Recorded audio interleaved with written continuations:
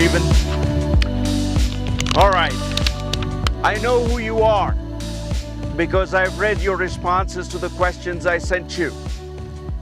And who you are bright and young and enthusiastic and courageous and compassionate young people.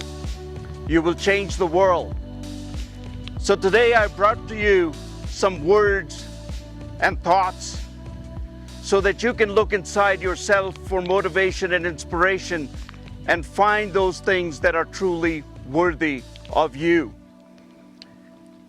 I'll start with a message that was given by President Theodore Roosevelt many years ago.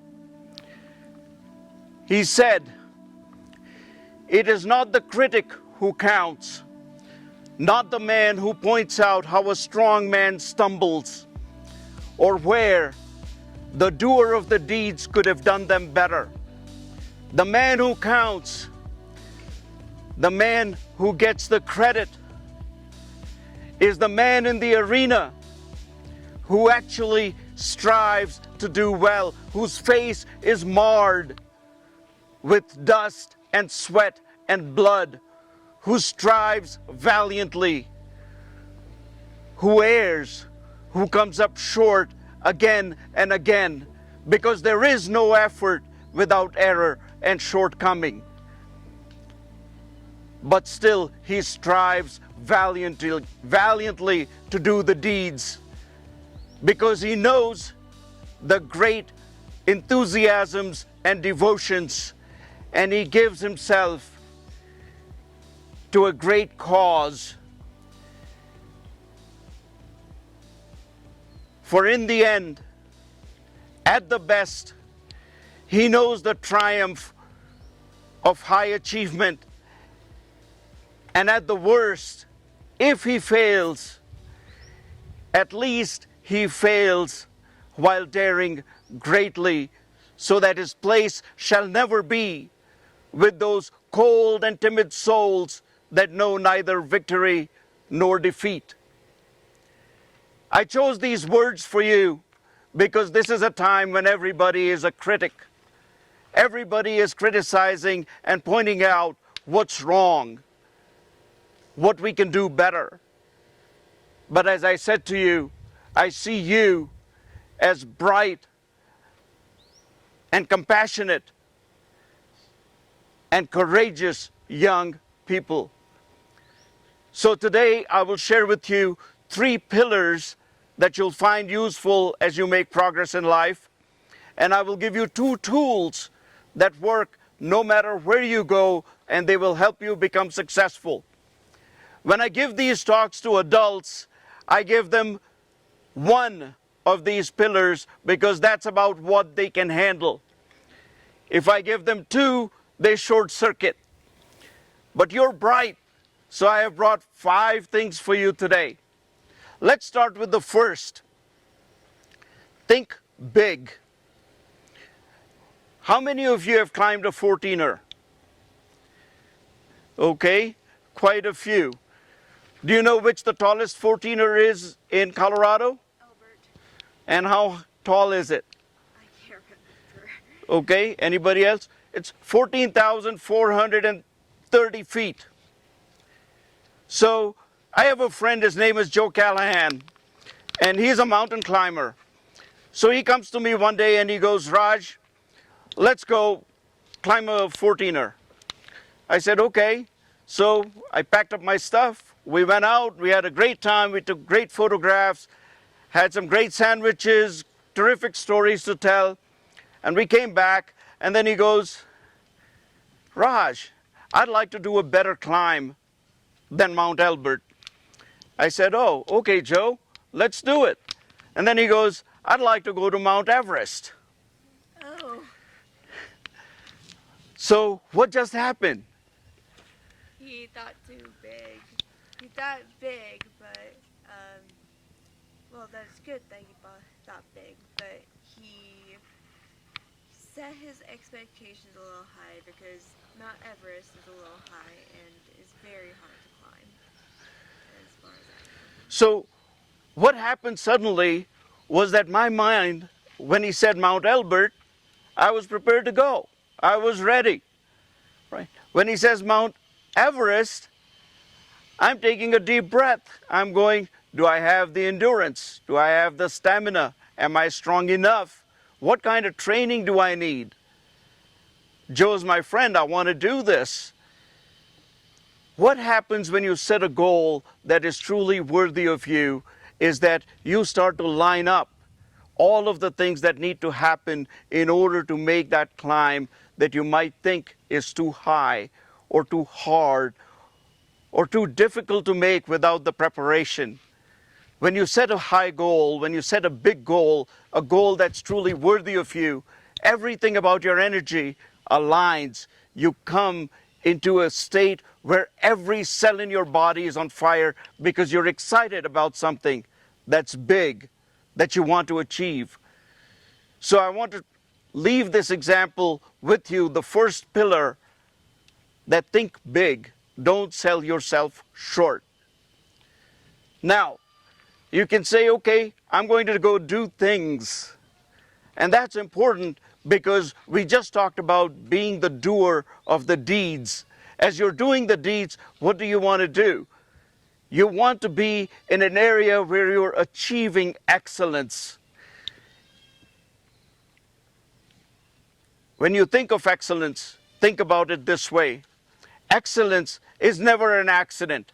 It is always the result of high intention, sincere effort, and intelligent execution. It is the wise choice of many alternatives, for it is choice, not chance, that determines your destiny. Aristotle said that many years ago. So when you're making choices, choose excellence. Work towards excellence. Here's an example. America decided some years ago that it was going to have the fastest rocket on the planet, so that within an hour you could reach anywhere on the planet and deliver, whether it's food or medicine, or if somebody is doing mischief, we could deliver arms to take them out. But this rocket had to run or speed through the air at 9 times the speed of sound, Mach 9. The engineers built the rocket, then they realized there was a problem.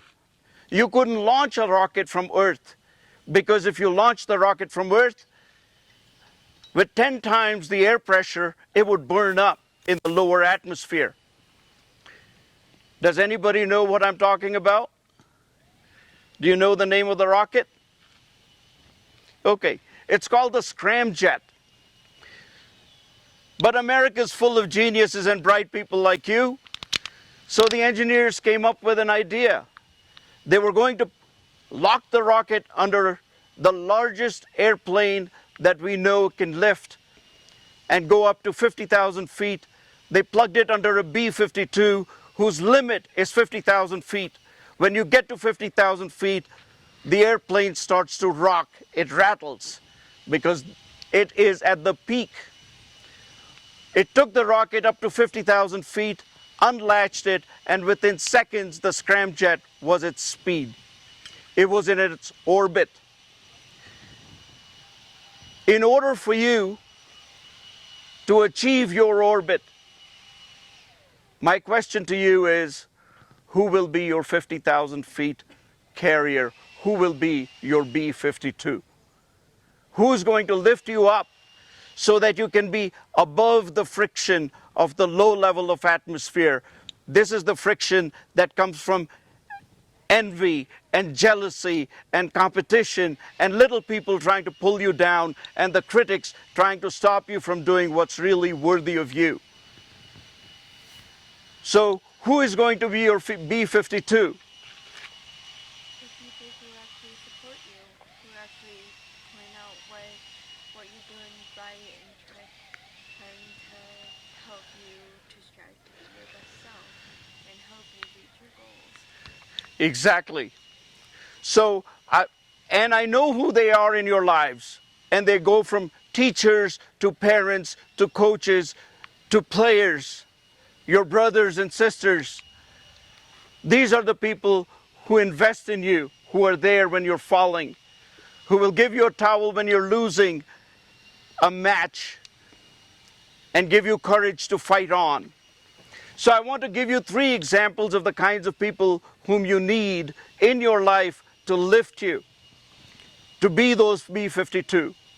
Number 1, pick the person who knows everything about the area or the subject you want to study, who's been there for 30 years, 50 years, knows everything about that industry or environment.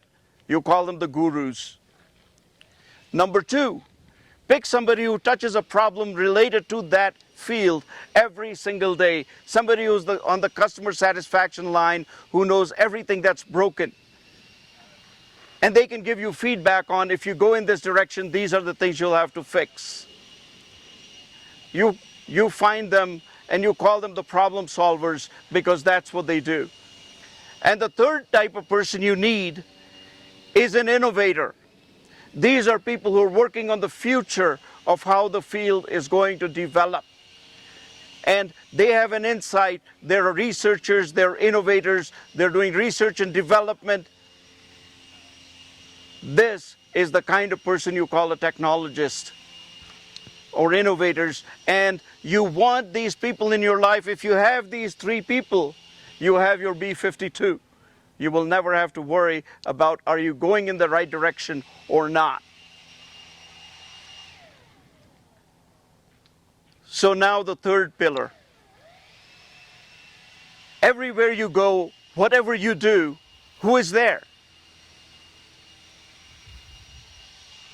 Who's doing the work? You, right? So who are you? Are you a bird or a fish? Who are you? A bird or a fish?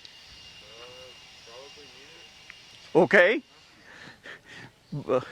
I'd rather be a bird than a fish. Okay. That's fine. How about you? I'd rather be a bird. You'd rather be a bird. Okay. Any fish takers? Fish. Okay. Be a fish. So, do you know who which the fastest bird is on the planet? Anyone? Peregrine falcon. Anybody else? Yeah, absolutely. You're right. What's the speed at which it can fly? Over 300 miles per hour when diving. Okay. That's a little fast. Isn't it? Like 200. Okay, 267 miles an hour when it's in the dive. It comes down so fast that it picks up a prey like a rabbit, and the rabbit dies just because of the shock. The neck breaks because it can't handle that speed. So that's the peregrine. How about fish? What's the fastest fish in the water? Sailfish. You guys are smart, didn't I say that? What speed? 60 miles per hour. 68 miles an hour. Okay? But now you take the bird and put it in water and take the fish and put it in the air. What happens? The smallest fish will overtake the bird, and the smallest bird will overtake the fish if they are out of their environment. And so the reason why I ask is you have to judge for yourself. Are you a bird in water or a fish in the air? If the environment doesn't match, who's going to make the adjustment? You. Nobody else is going to help you with that. You are the doer of the deeds. You have to set a goal that's worthy of you. So you have to take the initiative to do what's right so that you are matched to the right environment. And when you move around, you're not just moving around, you're taking your culture around with you. So what is your culture? What is your culture? What makes up your culture? Your values. Okay. What else? You guys are very quiet. What makes up your culture? The people who surround you. People who surround you. Okay. So what does that mean? It's the way that they act influences the way that you act. Okay. The way they act influences how you act. Okay, that's a good answer. What else? What else is culture? Say that again. History. Okay, that's good. See, your culture are the set of behaviors and values and traditions that show a tribe how it will act. It creates a sense of predictability. Is that true? Does that ring a bell with you all? Resonate? Okay, so what is culture? Your culture is your word. Do you do what you say you would? Your culture are your actions. Your culture are your thoughts. Your cultures are your words. Your cultures are your gestures. True or not? When a friend shows up, they have a certain kind of culture, it magnifies your energy. Another person shows up, they have a different kind of energy, and you suddenly feel like you're zapped. Are the two cultures different? The two energies different? So, I told you I was going to challenge you where I cannot challenge grown-ups by giving multiple pillars because their brains short circuit. Are you with me? Yeah. Okay, so let me give you a couple of tools. Your culture's end point is that you have trust. When people trust you, doors open to you. And you will see that happen to you a lot in your life because you're smart and you're courageous and you're compassionate. This happened to me when I was about 30 years old. I was given a really big job. Stephen was talking about working for large companies. I was working for a top 10 technology company, and I was given a big job to launch a new product worldwide. Well, at that point, I already have an MBA, Master's in Business Administration, and then I had a second MBA that Xerox had paid for, so I had an executive MBA. And then I got into this job, and I was so successful, I had a big chip on my shoulder. So I get in, and I have the job to launch a new product, which is kind of like a restaurant manager launching a new dish. And so I described the dish, and I had a chief engineer who had to construct the product for me. And so he made the product. Well, I had described for him to make an omelet with tomatoes. Rather than putting tomatoes, he put cherries. In other words, he changed some of the functionality. And I stopped him. I said, "No, Rick, this will not work." He says, "Raj, just try it. Your customers will love it." I said, "No, it's my job to describe what the customers will need. I've given you my description. Make what I told you that I needed." And in that battle, going back and forth, we lost 18 months in trying to get the product right. When the product got launched, one of the senior vice presidents called me in his office. And he said, "Raj, I see something in you that reminds me of me when I was of your age. Is it okay for me to speak with you?" Now, this gentleman was about 45 years old, and at a young age, I know it seems a lot older to you, but at that age, he was managing 120,000 people around the world. He was the vice president for all of engineering in Xerox. And people waited for 6 weeks to get 10 minutes of his time. He had called me in to talk to him. I felt very honored. And in that time, it seemed like I got a second MBA. He told me, he said, "Raj, we lost 18 months because you and Rick, the chief engineer, did not see eye to eye. And as we talked more, I understood what I could have done differently. Because there was no trust, I held him to a standard. Because he didn't trust my requirement, he dragged his feet to deliver what I needed. In the end, we were very successful with the product, but I learned a lesson. So the very next morning, I showed up at the chief engineer's office, knocked at his door, and I said, "Rick, what can I do for you today?" And he gave me a list of things that we were working on. I went off and did them. The next day I showed up. What can I do for you today? He gave me a list and I said, if I can't get to him today, then I will let you know by 10 o'clock. And I did. The third day I showed up and I said, what can I do for you today? And he said, what? You're going to do this to me every day? And I said, yes, Rick, until you're comfortable that you and I are on the same page, I will be here every day. And I did. Well, in a product like that, in a big company, you meet every week as a team to determine where you're going. There were 30 people on my team. In this team that we met with, about 20 of those people were Rick's people. They were on the engineering side. About 10 people were my people.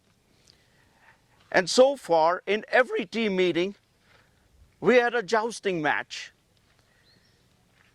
He would throw stones at me and I would joust back, and I would throw stones at him and he would joust back. And it was a disaster. But when I started meeting him every day, the word got around that Raj and Rick meet every day at 8 o'clock in the morning. Suddenly, I didn't have just 6 people, I had 30 people who were helping my goal. And my entire team was connected to Rick. We had a very successful product, and I learned this lesson. So the first tool I want to give you is just this question. What can I do for you today?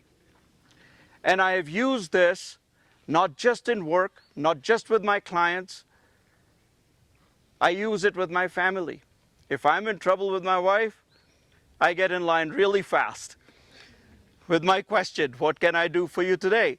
And the next 2 days, I have all the lists and have all the requirements, and I'm back in good shape. I do the same thing with my children. And children will go, now they know, right? Because they've heard the story many times. I only have to ask once, and they'll go, okay, Papa, we get it. You just do these things and we're good. Okay? So the first tool I want to give you again is what? Can I do for you today? Louder. What can I do for you today? Okay, everybody, please, come on. What can I do for you today? That's the first tool. Now, the second tool I'm going to give you is one that you will use only sparingly because it is extremely powerful. And when you use it, it will always give you an answer. Sometimes the answer might not be what you want, but it will give you clarity. Okay? And I've only used it a few times in my life, but as I have said to you, it will reveal what you want to know if you're moving forward. So you're young, you're bright, you're courageous, you're compassionate. This is going to happen to you a lot. You're going to move forward.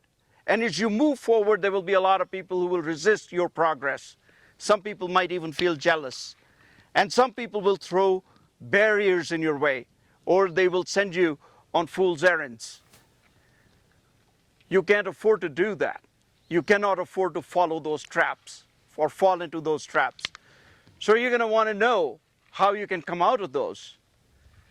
How you're going to know this is first starting with yourself. If you're not sincere and you're not honest and you don't have a sense of integrity, you're not going to move forward no matter what. Because the world knows they can figure you out. But if you have integrity, you work hard, and you keep your word, then you can do this. When you get thrown for a lob, you can get to the bottom, because anytime you're not being productive, not only is it not affecting you, it's slowing down the company. It is slowing down the project. It's slowing down your team. So you owe it to yourself to take action. Here's an example. You'll find people telling you, you keep asking, hey, I need to solve this problem. They'll go, oh yeah, you can solve that problem. Go do this. That was a misdirection, right? You have to solve a problem.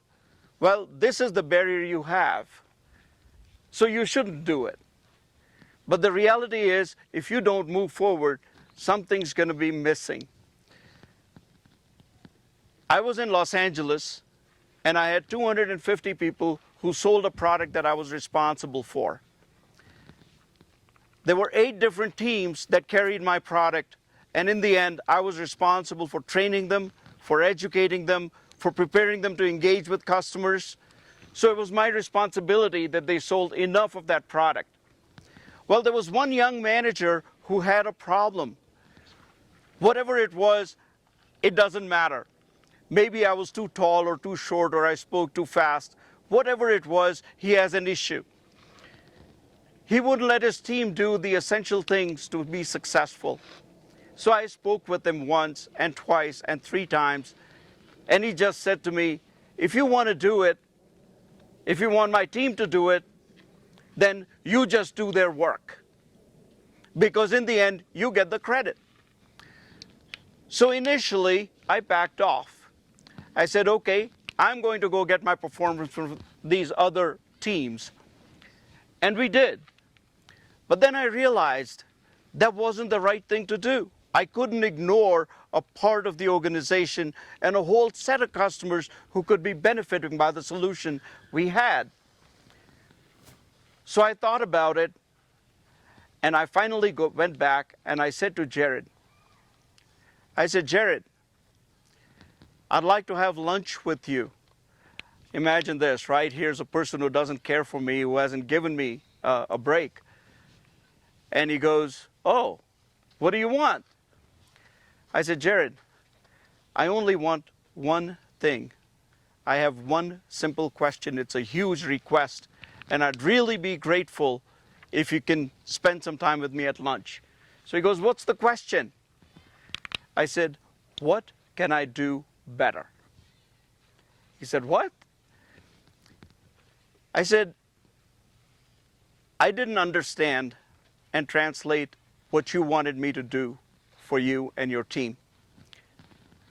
Because I felt like what I was asking for is what they should be doing normally. But you didn't think that was the right thing to do. I didn't tell him you didn't want to do the right thing. So I said, I'd just like to have lunch with you. And we met for lunch. Nice place. If you're doing this, go to a nice place. Treat him well. And when the moment we sat down, he started to speak.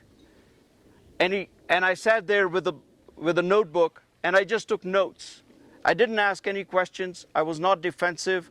I didn't justify any of my actions, even if they were right and his actions were wrong. We came out of that meeting, and I had a list of things that I wanted to do. By the way, he came up to me and said, you know, you don't need to do any of the stuff that I was asking you to do. You just come in and tell my team once again where we need to start, and I'll make sure that they will do it. Why? Because I sat down, I listened to him, I didn't justify, I did not argue. You will get to the bottom if you ask that question without judgment, without being defensive. What can I do better? There is a second example of this too, where I found out the reality of the story, but it isn't what I expected. So this time, I'm working on a huge project. It is for the entire corporation of IBM, 11 very, very large divisions, and I'm trying to consolidate them into one.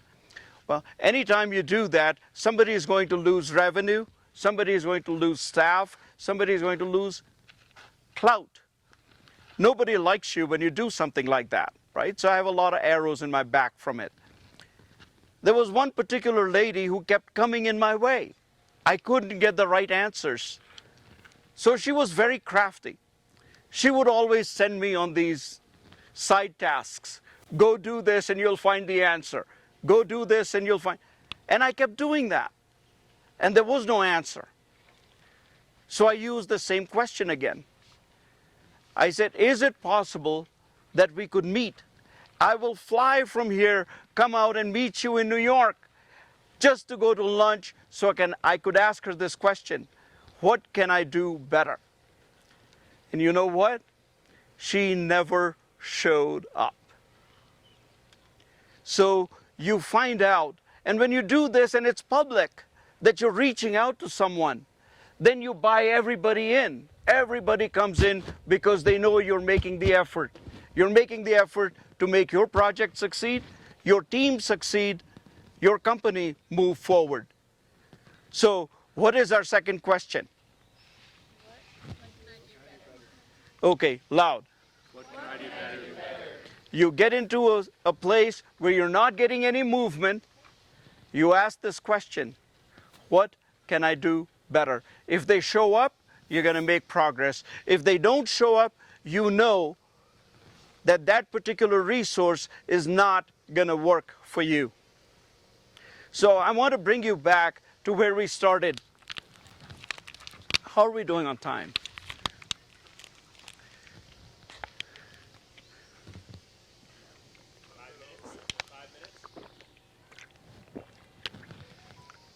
I was saying to you earlier that when President Roosevelt went out and talked, he was talking about the fact that it is not the critic who counts.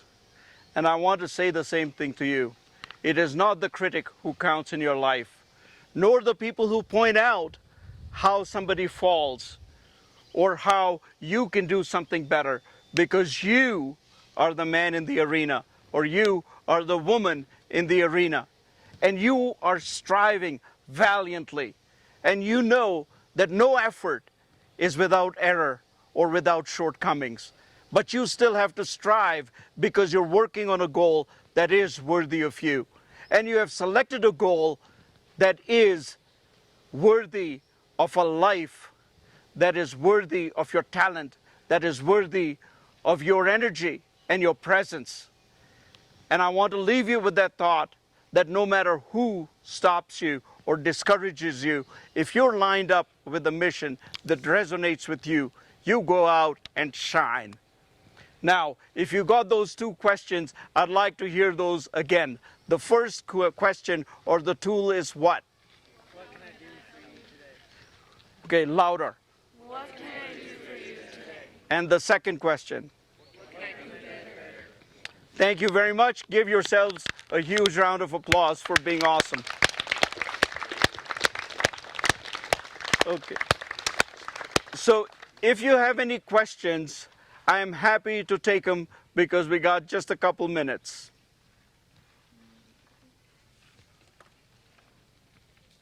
Yeah. How did you get into marketing or decide that's what you wanted to do? Stephen was sharing with you that I'm an immigrant from India. And I think you see this in a lot of immigrants. We start out doing whatever it is that we're doing and we want to do as best as we can. And when you do that, doors open and you keep finding out what you're better suited for. And sometimes you don't even know. Other people will come and pick you and say, Raj, you're better suited for this. So again, it's really simple.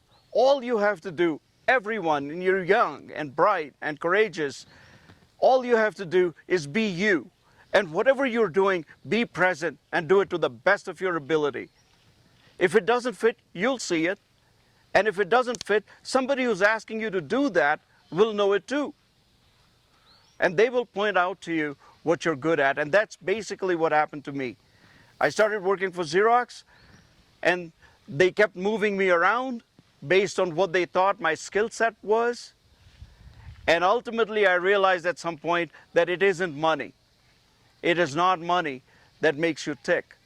You want to be of service to people. You want connections. You want connections with people who have values that inspire you. That becomes your goal in life. We humans are naturally social creatures. There you go. Humans are naturally social creatures. Any other questions? Yes. How do you determine what's a worthy goal for you? Or I guess a better question would be, how do you determine which goals are not for you? I think a really good place to start is to recognize who you are and I find I work with a lot of people. I work with veterans, many of them who've been homeless. And the key thing is to recognize who you are, what resonates with you. And among affluent communities, we have people who are searching for a purpose. But for people who don't have a shelter, food, clothing, for them survival is a worthy goal. If you have all of those things, you have a roof over your head, your tummy is full, you're educated, you're bright, then your goal should be what you do well and to do it to the best of your ability. Look, when you're doing things that you're doing, what you'll find is you're putting one stepping stone and then stepping on it, and then putting another stepping stone and stepping on it. The rest of the world might not understand. And they might go, if you keep doing this, you're going to go into the water. And you keep doing that because that resonates with you. And then the world looks back and sees, oh, there are a certain number of stepping stones, but there is no you. They go, she went into the water. What they didn't realize is that you kept putting the stepping stones, and at some point you gathered so much speed, you're air-launched. Air-launched means you started innovation, you started breaking new ground, you found new things to do. You become the pioneer in the field for which you're aligned. So find out what ticks with you. And you don't have to do it alone. You have all the people around you, those B-52s, the people who support you, and validate with them. Do you see this in me? Do you see me doing this? This resonates with me, it excites me. What can I do next? Learn. That make sense? Okay. Anybody else? Okay, thank you again.